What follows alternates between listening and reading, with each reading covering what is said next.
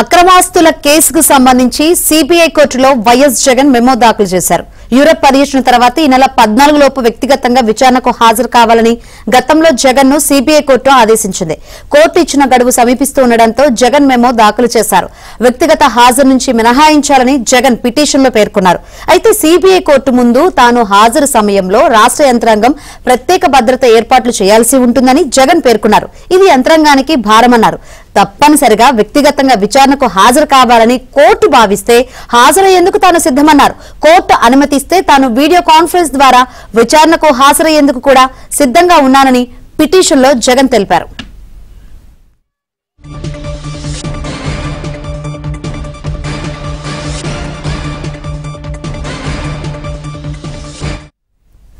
Right, Jagan petition సంబంధించి మరిన్ని వివరాలు అందించేందుకు మా ప్రతినిధి ప్రవీణ్ సిద్ధంగా ఉన్నారు. ప్రవీణ్, దీనిపై ఏమన్నా సిబిఐ కోర్టు స్పందించిందా? కోర్టు అసలు ఏ విధంగా చూస్తుంది ఈ పిటిషన్ ని?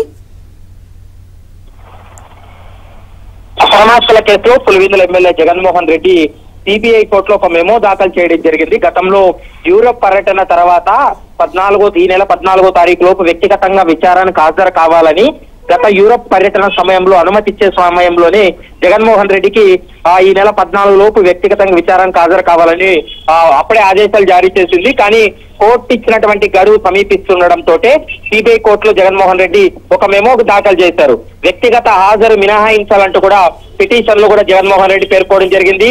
సిబిఐ కోర్టు ముందు తాను విచారణకు హాజరయ్యేటువంటి సమయంలో రాష్ట్ర యంత్రాంగం భద్రతాపరమైనటువంటి చర్యలు తీసుకోవాలి, ప్రత్యేకమైనటువంటి భద్రతా ఏర్పాట్లు చేయాల్సి ఉంటుందని, ఇది రాష్ట్ర ప్రభుత్వానికి యంత్రాంగానికి భారంగా మారేటువంటి అవకాశం ఉంటుంది కాబట్టి ఆ వ్యక్తిగత హాజరు మినహాయింపు ఇవ్వాలనేటువంటి అంశాన్ని చెప్పడం జరిగింది.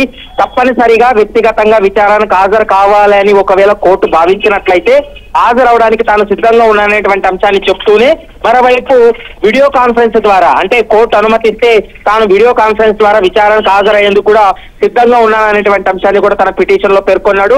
అయితే నిన్న న్యాయమూర్తి సెలవులో ఉండడం వల్ల కొంత పిటిషన్ విచారణకు రాలేదు. ఈ రోజు విచారణకు వచ్చేటువంటి అవకాశం ఉంటుంది. మరి కోర్టు ఎలాంటి నిర్ణయం తీసుకోబోతుంది?